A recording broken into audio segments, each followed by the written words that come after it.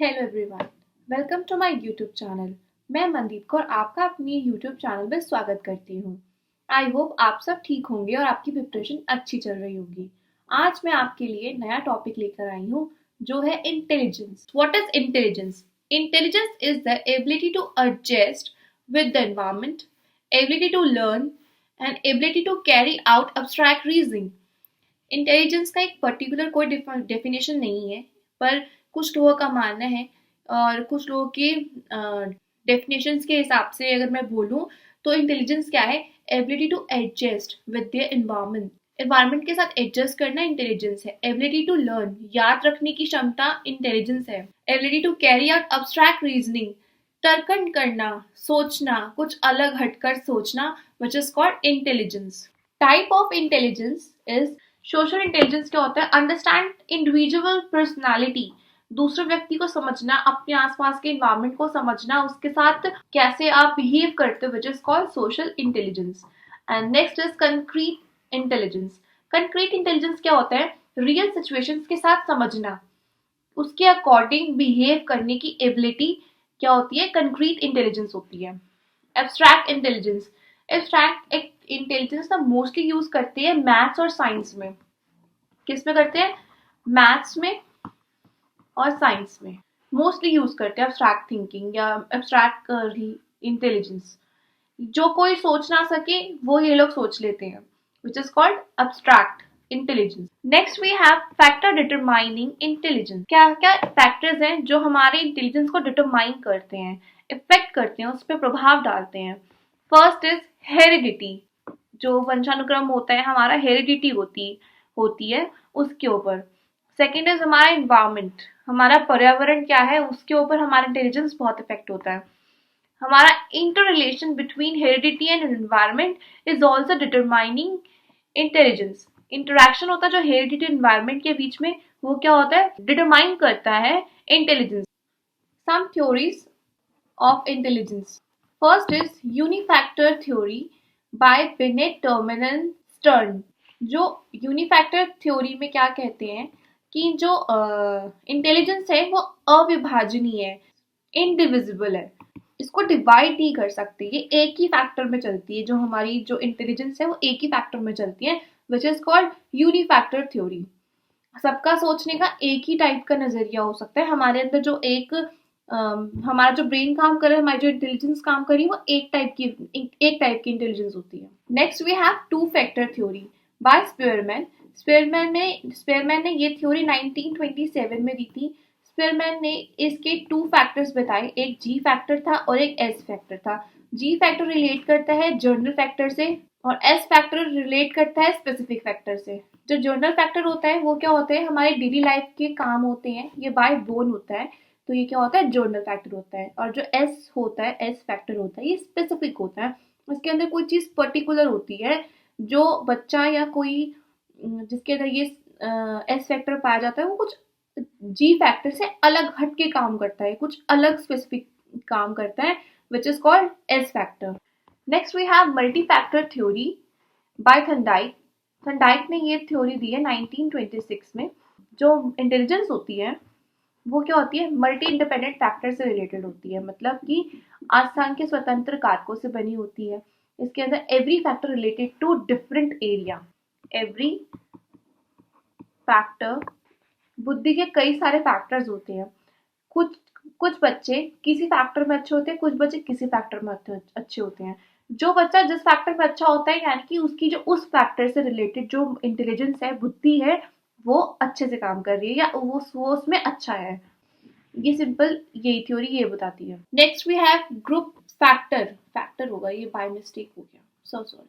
Group factor theory by Thurstone. Thurstone ने ये जो थ्योरी दी है 1938 में दी है। इसने बोला कि जो इंटेलिजेंस होती है उसके काफी सारे ग्रुप्स होते हैं, ये आपस में को रिलेट करते हैं, इंटर रिलेट होते हैं। क्या होती है? इंटर रिलेट होते हैं। Thurston gave primary mental ability. First इन्होंने कुछ एबिलिटीज दी। जो पहली एबिलिटी है इन्होंने 9 पीएम में दी है। थर्स्टन ने 9 पीएम में दी है। First is numerical factor. Factor से एफ से फैक्टर रिलेट कर लेना। Verbal, spatial, word fluency factor, memory factor. Sixth is perceptual factor. Seventh is deductive factor. Eighth is inductive factor. And ninth is, यहाँ लिख देती हूँ, प्रॉब्लम सॉल्विंग फैक्टर. इसमें क्या होता है, ये जो थर्स्टन है इसने 9 PMA दिए हैं. प्राइमरी मेंटल एबिलिटीज, जो फर्स्ट है न्यूमेरिकल, इसमें बच्चा मैथ्स में बहुत अच्छा होता है. सेकंड है वर्बल, इसके अंदर नंबर्स में बहुत अच्छा होता है, न्यूमेरिकल में नंबर्स में बहुत अच्छा होता है. सेकंड इज वर्बल, वर्बल बातों में अच्छा होता है, वर्बली बहुत अच्छा होता है, वर्बल मतलब बोलना, वर्बली बोलना, ठीक है. थर्ड इज स्पैचुअल, स्थान का यानी कि प्लेस के बारे में अच्छी नॉलेज होना, जल्दी से भूलना नहीं और प्लेसेस को फाइंड कर लेना, विच इज़ कॉल्ड स्पैचुअल फैक्टर. जो स्पैक्चुअल नॉलेज अच्छी होती है उस बच्चे की. वर्ड फ्लुएंसी, बच्चे की जो वर्ड फ्लुएंसी है बहुत अच्छी होनी चाहिए इस फैक्टर के अकॉर्डिंग. मेमोरी फैक्टर, बच्चे का जो मेमोरी है, स्मृति है, उसकी बहुत शार्प होती है. परसेप्चुअल, परसेप्शंस बनाता है बच्चा, अच्छे से परसेप्शंस बनाता है, अपने ओपिनियंस देता है. And deductive, rule to, deductive में क्या होता है, रूल टू एग्जाम्पल. और इंडक्टिव यानी कि एग्जाम्पल टू रूल. और लास्ट है हमारे पास प्रॉब्लम सॉल्विंग. इसके अंदर बच्चा एबल होता है प्रॉब्लम सॉल्व करने के लिए, या ये जो फैक्टर होता है प्रॉब्लम सॉल्विंग होती है, अच्छे से प्रॉब्लम को सॉल्व कर लेना. तो थर्स्टन ने हमें 9 PMAs दिए थे. Next we have Structural Theory of Intelligence by J.P. Guilford.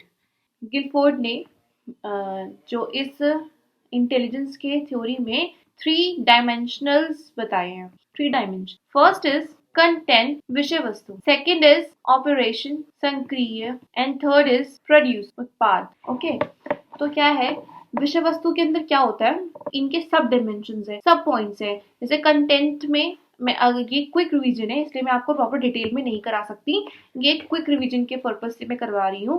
Content में 5 मेंटल एबिलिटीज आती हैं, ऑपरेशनल में 6 आती हैं, और प्रोड्यूस में भी 6 आती है मेंटल एबिलिटीज. मैं आपको एक कंटेंट में आता है visual, auditor, figural, symbolic, verbal, behaviour. ठीक है, इसके अंदर आता है. और ऑपरेशनल में हमारे क्या आता है, ऑपरेशनल में क्या आता है, cognition, memory retaining, memory recording, convergent thinking, divergent thinking and evaluation. Produce में आता है unit of information, classes of information, classes of units, relation between units, system of information, system of transformation and system of implementation. Total इसकी जो हम बोलते हैं, तो इनको मिलाकर ना क्या बनता है, 5 into 6 into 6 180 टाइप्स बनते हैं अकॉर्डिंग जेपी गिलफोर्ड. 5 6 5 6 6. ठीक है, तो ये है structural theory of intelligence. Next we have fluid crystallised intelligence. R V Cattell ने दिया है इसे. आरवी कैटल ने 2 पार्ट्स में डिवाइड की इंटेलिजेंस को.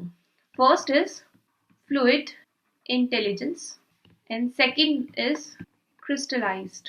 इसमें क्या होता है, फ्लूइड इंटेलिजेंस में ना जर्नल होता है सब काम, नॉर्मल लाइफ से रिलेटेड होता है, बिल्कुल कॉमन सा होता है काम, ये सब कर सकते हैं, एबल होते हैं सब करने में, बिल्कुल जर्नल सामान्य कार्य होते हैं. और क्रिस्टलाइज इंटेलिजेंस में क्या होता है कि कुछ हटकर, कुछ एक पर्टिकुलर चीज में बच्चा अच्छा होता है. तो एक स्पेशल, स्पेयरमैन वाला जी और एस वाला पूरा रिलेट कर सकते हो आप इसमें, कुछ स्पेशल होता है, स्पेशल चीज में अच्छा होता है बच्चा. तो ये क्या है, फ्लूइड का क्रिस्टलाइज इंटेलिजेंस है शॉर्टकट में. Multiple intelligence theory by Gardner. Gardner ने मल्टीपल इंटेलिजेंस थ्योरी दी है, बहुबुद्धि का सिद्धांत दिया है. ये सिद्धांत गार्डनर ने दिया था 1983 में. गार्डनर ने 9 टाइप की बुद्धि दी है, इंटेलिजेंस दी है 9 टाइप की. फर्स्ट वी हैव, पहले मैं लिख के बता देती हूँ आपको, लिंग्विस्टिक, आई से रिलेट कर लेना intelligence. Logical, mathematical. Third is spatial intelligence. Fourth is body kinesthetic intelligence, musical intelligence. Sixth is personal self intelligence, personal other intelligence, naturalistic intelligence. and ninth last is existential intelligence. इसमें क्या है, जो gardener है उन्होंने 9 intelligence दी है हमें. First is linguistic intelligence, जो language के थ्रू बात करते हैं हम, उसकी intelligence. Second is logical mathematical, mathematics से रिलेटेड है ये इंटेलिजेंस, नाम से पता चल रहा है। स्पैचुअल यानी स्थान जगह से रिलेटेड है ये इंटेलिजेंस, जगह के बारे में अच्छे से पता करना। Bodily kinesthetic intelligence. Musical intelligence, music से रिलेटेड। पर्सनल सेल्फ इंटेलिजेंस, इसमें क्या होता है, पर्सनल सेल्फ के लिए इंटेलिजेंस यानी सेल्फ को जानने की क्षमता रखना है यहाँ। And seventh is personal other, दूसरों के बारे में जानना है, दूसरों के बारे में विचार रखना, दूसरों के बारे में प्रिडिक्ट करना, ये उनकी intelligence, personal other intelligence. Naturalistic, nature से रिलेटेड है ये इंटेलिजेंस। और एग्जिस्टेंशियल, एग्जिस्टेंशियल आध्यात्मिक इंटेलिजेंस है। ये इंटेलिजेंस दी है गार्डनर ने अपने मल्टीपल इंटेलिजेंस थ्योरी में, 9 इंटेलिजेंस दी है, याद रखिएगा। मेजरमेंट ऑफ इंटेलिजेंस, मेजरमेंट किया स्टार्ट विद बिनेट, बिनेट ने स्टार्ट किया था सबसे पहले 1905 में, फिर इसको रिवाइज किया गया 1908 में, 1910 में, फिर लास्ट में 1916 में। 1916 में इसे टर्मन ने रिवाइज किया था, टर्मन ने रिवाइज किया था। स्टैनफोर्ड बिनेट टेस्ट इसका नाम पड़ा था रिवाइज करने के बाद, रिवाइज के बाद। आईक्यू टेस्ट आया, फिर आईक्यू टेस्ट में क्या हुआ, आईक्यू टेस्ट के लिए एक फॉर्मूला प्रोवाइड किया गया टर्मन के थ्रू। आईक्यू, इसमें क्या होता है, mental as, chronological age, IQ multiply 100। तो ये क्या होती है, आईक्यू का एक फॉर्मूला हुआ। इसके अंदर क्या होता है, जो ये जो सीए होता है ना, इसके अंदर हम लास्ट 16 एज रख सकते हैं। 16 एज के से ज्यादा बच्चे की एज नहीं रख सकते। जो उसकी बच्चे की एमए, जो उसकी प्रेजेंट एज, वो रखी जाएगी। तो क्या होगा, प्रेजेंट एज रखी जाएगी और लास्ट ये 16 एज रख सकते हैं। तो इससे हम लोग मेजर कर सकते हैं आईक्यू का। IQ level of students, IQ के कुछ टेस्ट के बाद कुछ लेवल्स दिए गए हैं स्टूडेंट्स के। जो 130 का बच्चा होता है, जिसका आईक्यू 130 का निकलता है, वो बच्चा वेरी सुपीरियर होता है। जो 120 टू 129 तक होता है वो सुपीरियर होता है।